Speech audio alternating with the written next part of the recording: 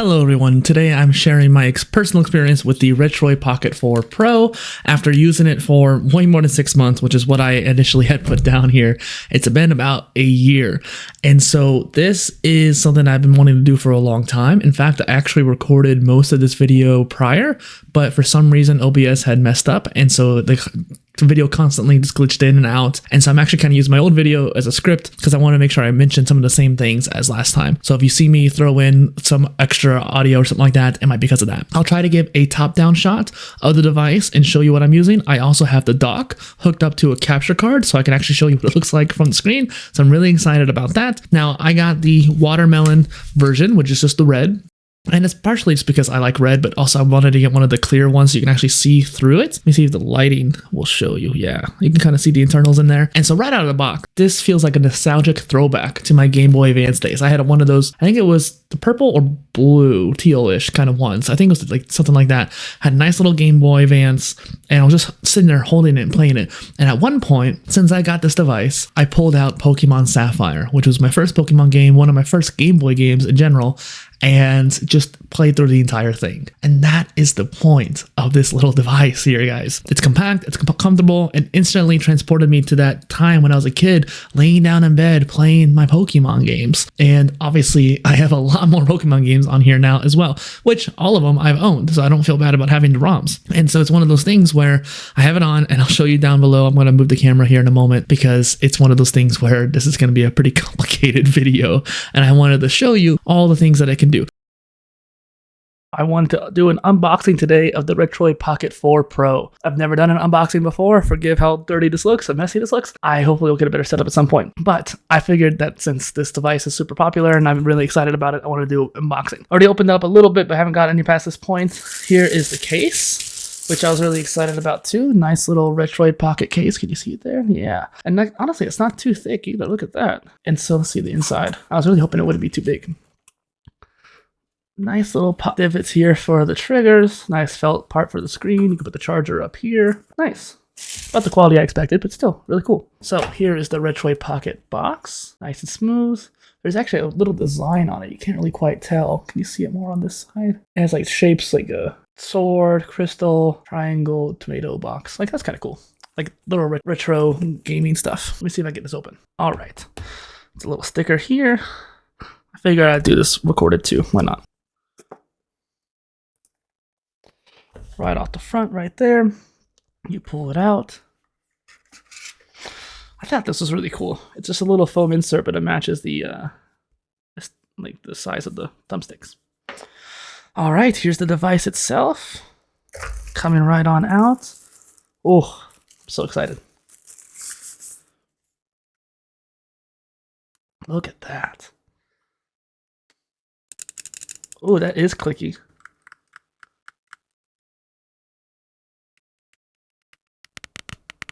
Let's see. And then the buttons, D-pad. D-pad's pretty good. Let's see the joysticks. Honestly, like they feel small. Like I heard someone say that on one of their streams. They feel small, but that feels all right to me. Like yes, it's small, but it has a good directional stuff. These are a little bit squishy, but you're not going to press them that often. That's about it. Let me see if I can turn it on. Hopefully it comes with a little bit of charge.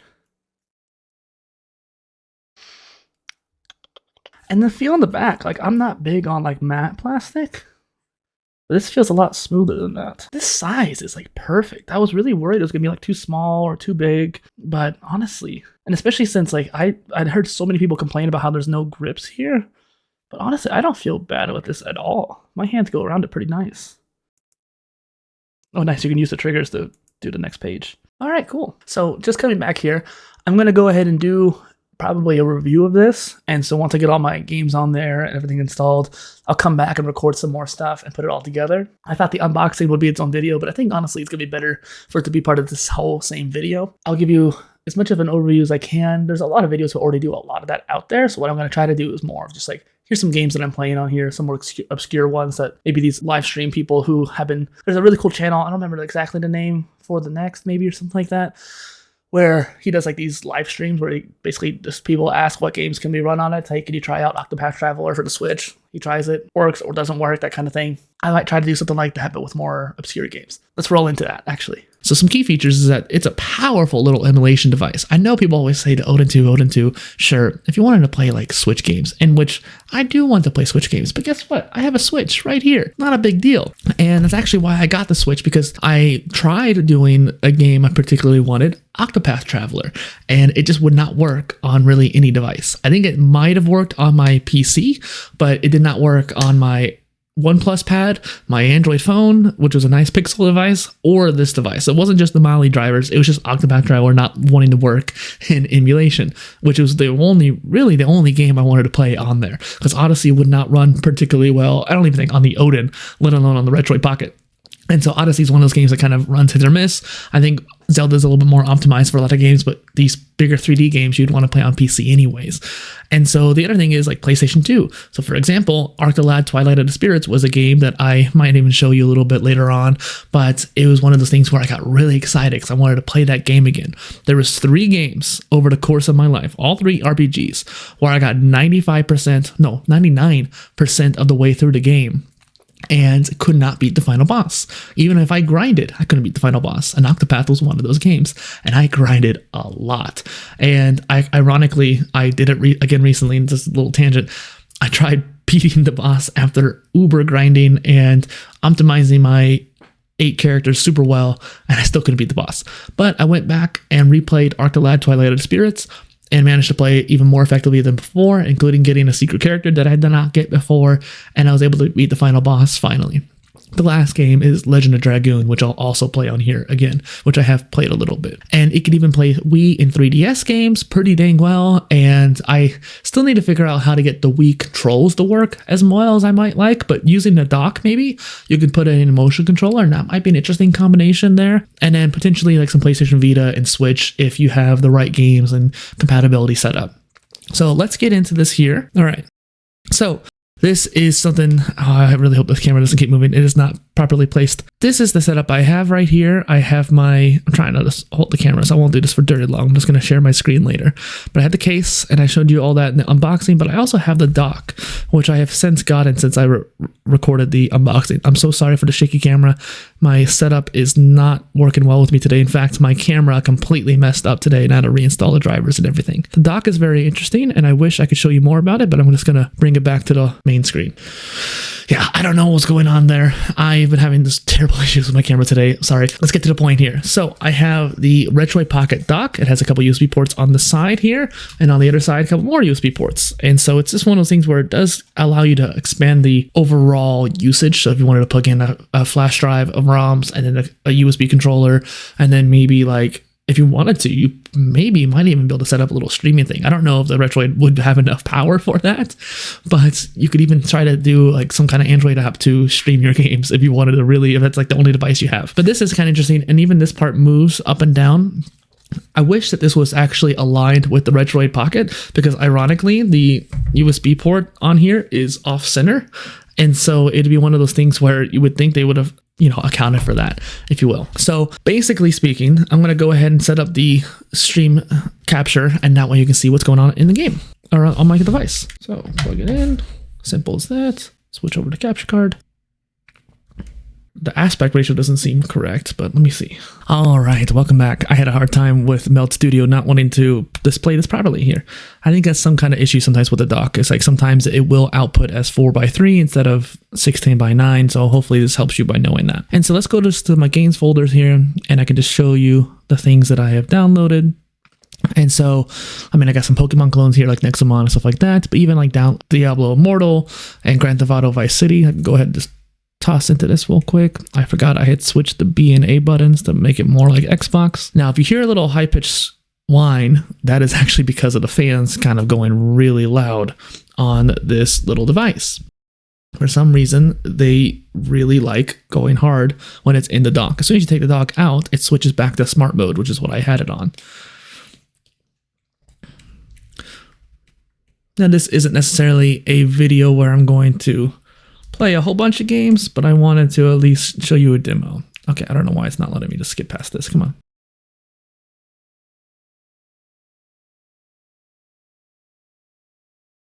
Now, once it gets past that annoying loading screen, it actually loads pretty fast.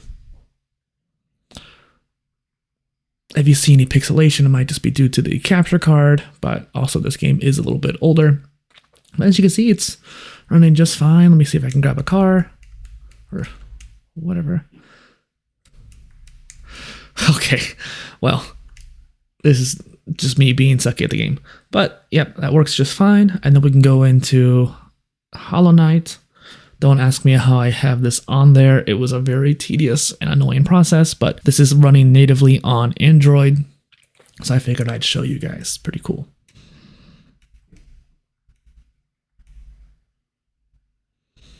Now, I do not believe it is capturing audio. So I'll have to see in the recording whether or not it is, because I might be kind of quiet compared to the audio.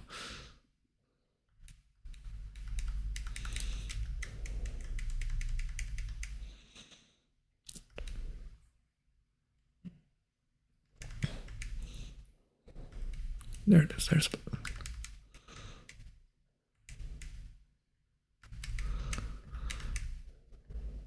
And as you can see, it's running just fine, although my gameplay is just me being bad. And there's a slight latency, and I'm watching it on the OBS screen, which means that, like, I think that does make a difference. It looks really good on this device, I will say that. Yeah, other than that, I don't need to show you too much of this. I just wanted to show you it working on there because I wanted to show games that most people haven't necessarily seen. So AM2R is another good one. There are special Android ports you can do for a lot of these games.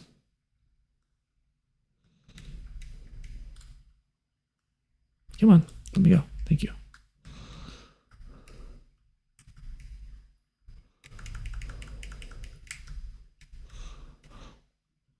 And again, this is running natively on the device, which is pretty nice. Yeah, whatever. And then, I don't know if you noticed, but I have Cuphead as well.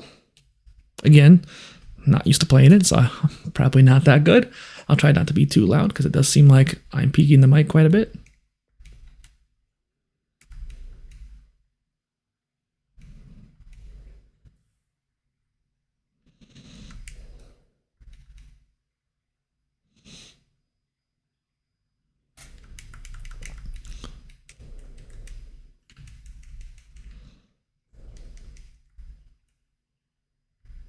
Ah!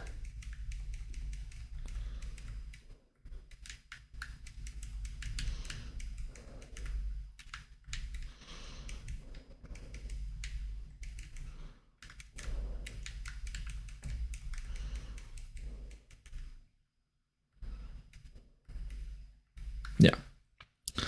Again, performance running natively is pretty nice. And then if we were to go into some emulators here, I wanted to show you that game that I played back in the day.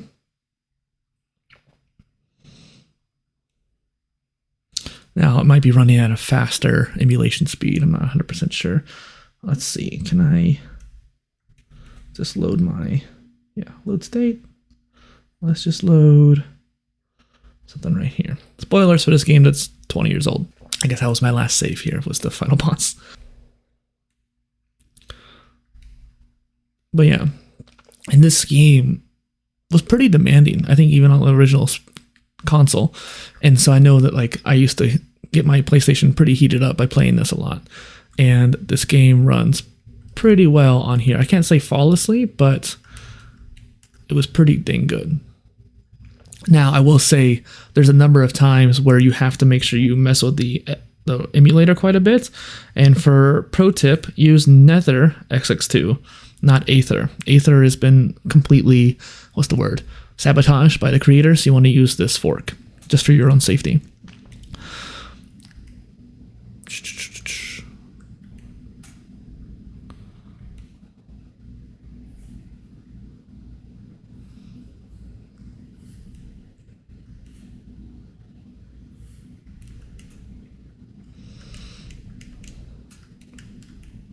Oh, it's still on high speed. Leave me alone. Dang it. Okay, well. Now, I'll show you like one more game, and then we'll see. I'll just go back to the video. Ignore the emulators. I was trying out to find which one would work best. Most of them don't work that well.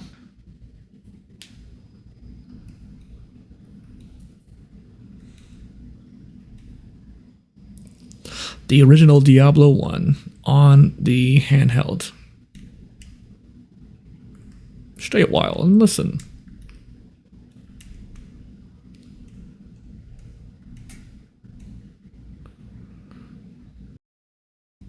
So yeah, I'm going to go ahead and switch back to the face cam here. Once again, I'm having issues where the face cam did not want to work in OBS, but it's working in Meld. But then the HDMI capture won't work in Meld, but it's working in OBS. And this is why you have multiple tools, folks. If you want to know more about different tools to use, go on to the PolyTools channel. So I'm going to turn down this gain a little bit because once again, it's peaking for whatever reason. Now, when it comes to this little gaming device, I have loaded it up quite a bit with some games, and even a lot of Android games to try to make sure I maximize its usability. And the fact that I can get most of that to fit on the internal storage, let alone with the 128 gig SSD card I have in there, SD card in there, I think is amazing. And I actually bought a bigger one too, just so I don't have to, I can have everything on one card, which would be nice. But this device allowed me to, also I forgot to mention in the back, we have the USB-C and a LAN jack in order to connect some Ethernet if you want to do that for the device. I don't know if that'll really help very much, but still, I just forgot to mention that earlier in the other part of this video. This video is a little all over the place, but that's because part of it's recorded 6 months ago, part of it was recorded recently, and I had a ton of issues today also recording it. So some pro tips, for example, you might want to use Daiji Show as the launcher or using some other kind of launcher to make it a little bit easier. I have just gotten kind of used to just my folder structure right there in the front, as you saw when I was going through it. But making sure that you just have a way to easily access your games and don't let it be difficult. Don't have too many layers to get to it, because if you have a device like your phone that's good for gaming, well, it's also good for TikTok, and you might stop gaming and go on there. If you have a device dedicated to gaming, then it actually makes it a little bit easier for you to just sit down and game. Like, it's the reason why people like playing with consoles. And so performance can vary depending on the game and depending on the emulator. I had a really hard time with 3DS even before it got banned, and it was one of those things where finding the right settings and then reinstalling the app. Sometimes Dolphin and the 3DS emulators, especially now that 3DS is gone, Citra's gone, if you downloaded it from Google Play, for example, it wouldn't actually work very well. So you had to go get the APK. And the same thing goes, especially now that you're getting like Citron and stuff like that, and other apps that might be a little bit more iffy. You have to experiment. So when it comes to those emulators, it rekindled my love for these old games, and I thought that was really amazing. I don't know why I didn't put the light on. And it's one of those things where I have a phone. I can game on my phone, but I never found myself gaming on it, especially when I was traveling, because I wanted to save the battery for when I was doing something else. I had a Razer Kishi and everything, so I had a way to play games really easily. But I'd play for 20 minutes and then that was it. And I've definitely noticed myself doing it a little bit more with the handheld, where I'm like, okay, I don't want to like spend too much time gaming, or I'll get motion sick a little bit. But sitting there in the airport and having that there, oh my goodness, that made such a huge difference, and just enjoyability. And considering that the whole package, not including the dock, takes up so little space compared to my Switch, and just to pull it out for context sake, my Switch case is pretty chunkus, and this was one of those smaller ones that I chose. And so I actually, my last trip I went on, I brought both, and I kind of regret it, because the Retroid Pocket was good enough, to be honest. I ended up playing it oftentimes more than the Switch. And so it's one of those things where if you are looking for a versatile, portable video gaming device, retro gaming device, the Retroid Pocket 4 Pro would probably be your go-to. Even now that the 5 is out, I still think the 4 Pro is probably a better choice. I do like the ergonomics of the 4 Pro more, even though I know that the 5 has like nice little contoured grips. But given its bigger size and more expensive hardware, I feel like it's actually kind of defeating the purpose of this little Retroid Pocket. And so thanks for watching, and game on. If you have any questions, comments, or concerns, let me know down below. Thanks for coming by.